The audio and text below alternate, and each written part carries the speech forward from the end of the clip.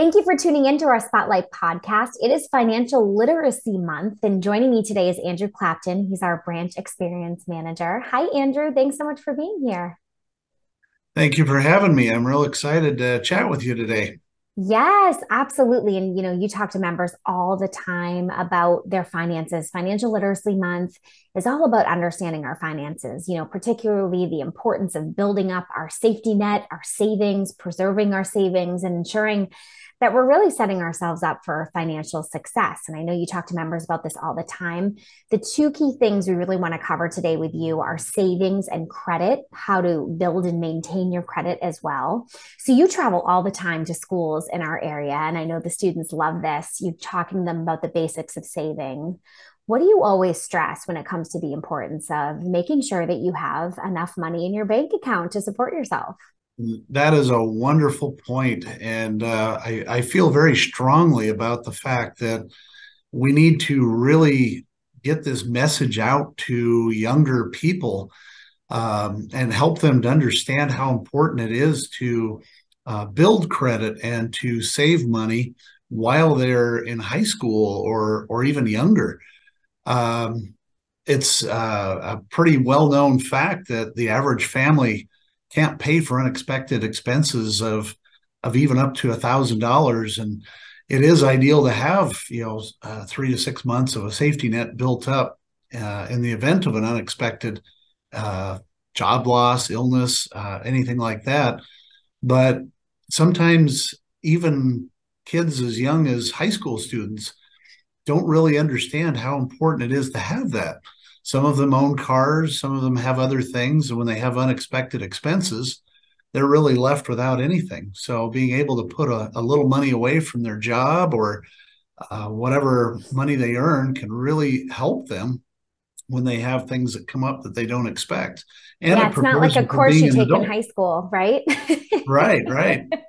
Which is what you go in Exactly. and talk to them about. Do you ever see kind of the light bulb moment when you chat with some of these students? It does happen, especially sometimes kids that don't have as much support in the home as you'd hope, Yes. but they realize, once you start talking about that, just wow, how nice it would be that I could have a little extra money, and even if I don't have a surprise, I'm saving up for something important, like maybe my first car or college or something like that. So yeah, it's a big deal for younger folks when they realize that.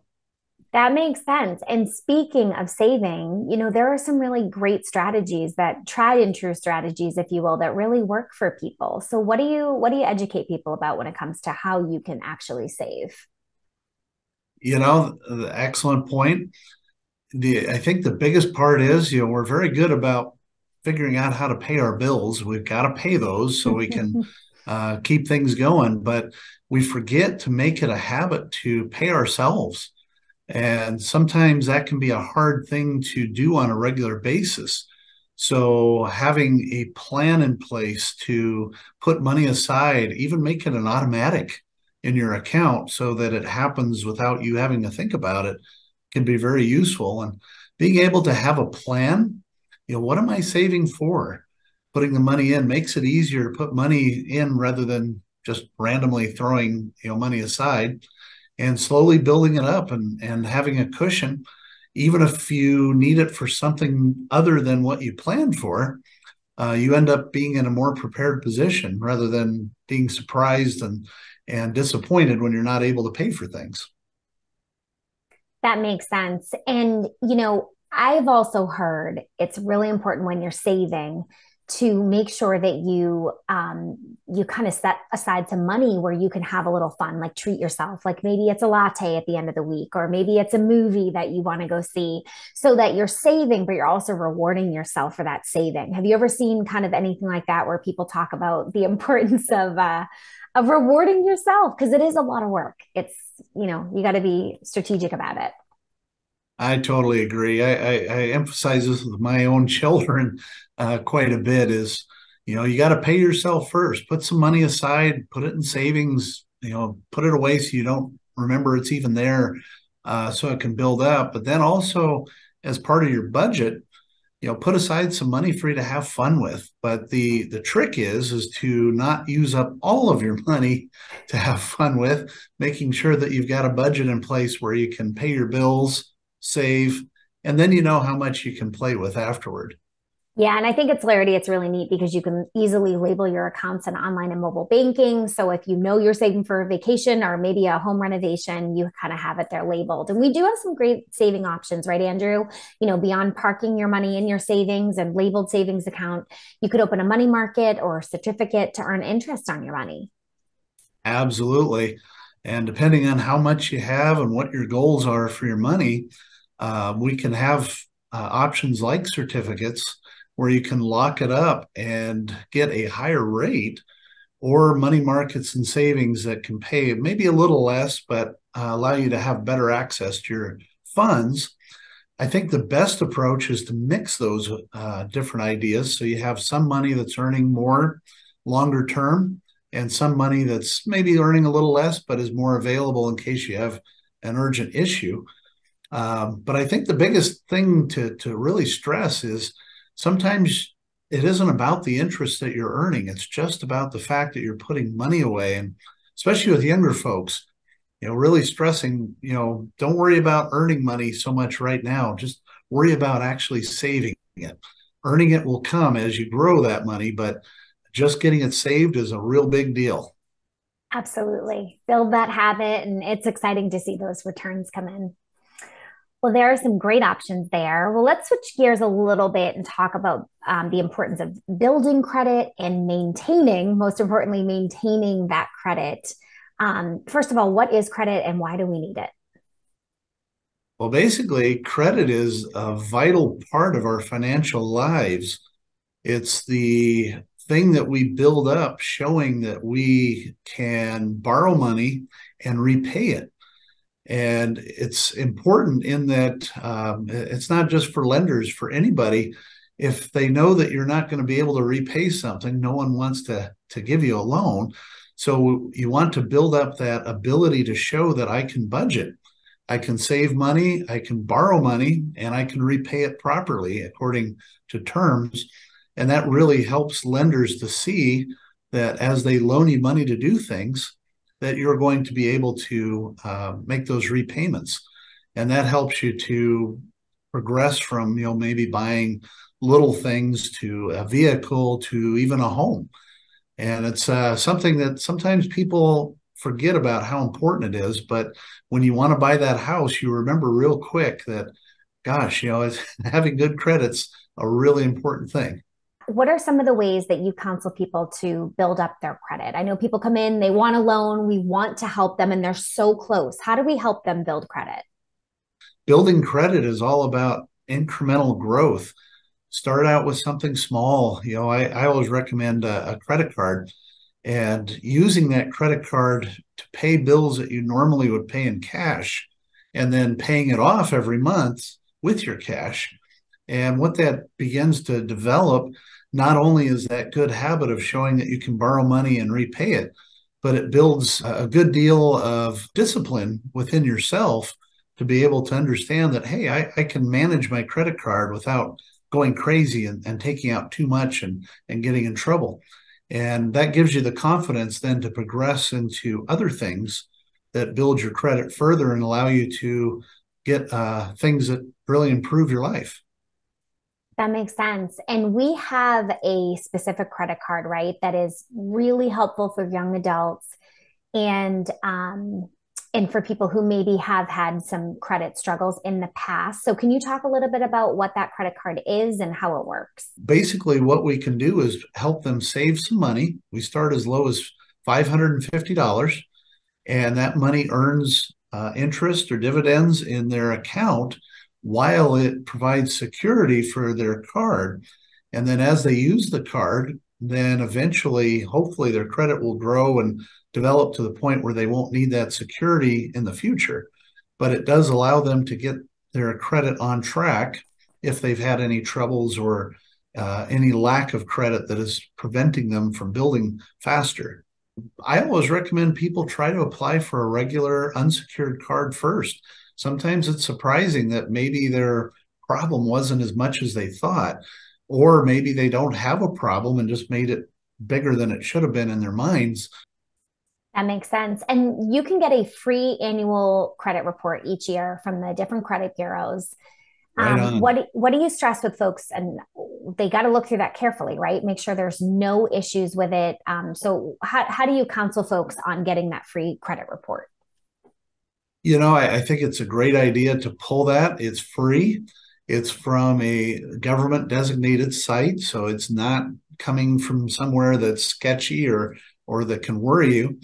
And it gives you information on not only what constitutes your credit, but it also tells you who is making promotional inquiries on you, so you know who is sharing information that maybe you want to go back and request that they not do so.